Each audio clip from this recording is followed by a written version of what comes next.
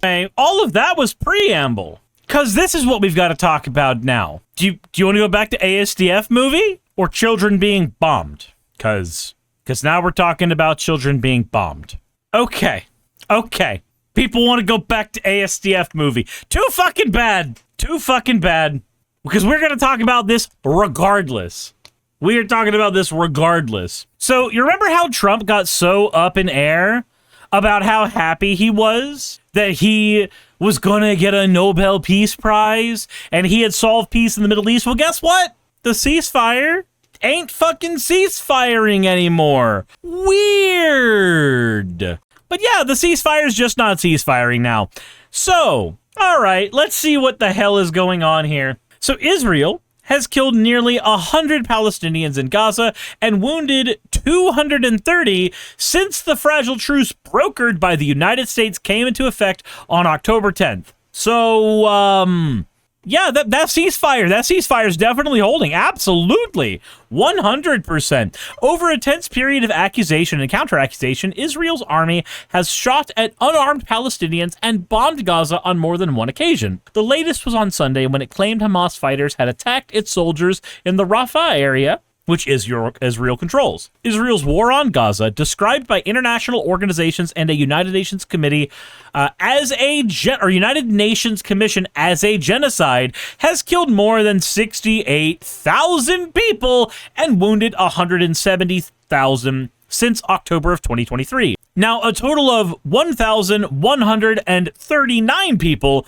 have died in Israel. That's the scale we're looking at. 68, technically 67, times the amount of lethalities from one side to another. My God, I wonder who the assaulter is in this situation. Weird. So, who broke the ceasefire? Is there still a ceasefire? Are the Palestinian people finally getting peace and aid? Well, here's what we know. Okay. So what has happened? The Israel military said on Sunday that Hamas had violated the agreement and 2 of its fighters had killed 2 Israeli soldiers in Rafah. Israel then carried out a massive and extensive wave of strikes across the Gaza Strip. Hamas's armed wing, the Qassam Brigade, said it was unaware of any clashes, pointing out that Israel controls the Rafah area and that the brigades had no contact with any Palestinian fighters in that area. This was not the only time Hamas has been accused of violating the ceasefire. Israel said Hamas is dragging its feet on returning the bodies of 28 captives who were killed during Israel's bombardment in Gaza. Okay. Hamas said from the outset that it needs heavy digging equipment to be able to excavate and find all the captives' bodies, as well as the bodies of some 10,000 Palestinians believed to have died beneath the rubble of Israel's bombing. Can I just say how weird it is that once somebody has died, that we care so much about the corpse? Like, I recognize we all have a visceral reaction for how we treat the dead, right? If someone were to, piss on your grandfather whenever they were dead in a casket, you would have a visceral reaction to it. And it would be a completely recognizable and understandable visceral reaction. But if somebody's already buried the body in a fucking war zone, I feel like maybe, just a little maybe that's not the situation where you need to be throwing whether or not someone can retrieve the body on the bargaining table. I don't know. Maybe that's just me. So what about the terms of the ceasefire? The ceasefire is a 20-point proposal unveiled by the U.S. at the end of September and mediated with the help of Qatar, Egypt, and Turkey. The conditions include an end to hostilities in Gaza by both sides, Israel lifting its blockade of aid entering Gaza and stopping its interference on distribution, Hamas releasing all captives, alive or dead, Israel releasing some 2,000 Palestinian prisoners and disappeared people, Hamas removing itself from Gaza's governance, which would be in the hands of a technocratic government. Okay. I don't know how good that would be. Personally. But, I mean, God, that's basically close to, Plato's ideal? The idea of a society controlled by a set of experts? Israel releasing some 2,000 Palestinian prisoners. Let's see here. Israeli forces withdrawing from Gaza in stages. and Hamas disarming under the agreement with amnesty for some members and safe passage to other countries for others. Hamas's response accepted the condition of releasing all captives and leaving Gaza's governance to an independent Palestinian administration. As for the remaining demands on Hamas, it said they needed to be addressed within an inclusive Palestinian national framework, which will be an integral part and which we, will be an integral part and to which we will contribute. Okay. So did Israel abide by the terms? Well, Israel has violated the deal 80 times. Israel violated the deal 80 times. The government media office in Gaza says killing at least 97 Palestinians. 80 times. 80. On Friday, the Israeli military fired on a civilian vehicle, killing 11 members of the Abu Shaban family in the Zayton neighborhood. There were 7 children and 3 women in the car. The family was trying to reach their home. On Sunday, Israel killed dozens in Gaza in air raids and attacks. On Monday, after Israel said it would abide by the deal again, because, it totally worked so well last time, it killed several Palestinians in northern Gaza's Shajaya neighborhood, alleging that they posed a threat to Israeli soldiers after they crossed the unmarked yellow line behind which Israel's army has pulled back. Israel also imposed restrictions on aid, keeping the Rafah closed and telling the UN on Tuesday that it would only allow 300 aid trucks, half of that number in the deal. Sarah says, if you don't consider the other side to be human or even to exist, yeah. So did Hamas abide by the terms? Well, they released all 20 living captives, and despite accusing Israel of violating the ceasefire over and over, has also recovered 12 of the 28 bodies of the captives. On Friday, Hamas reiterated that it's committed to the terms of the ceasefire deal, but that recovery was very difficult given the sheer volume of rubble that Israel created with its relentless bombing.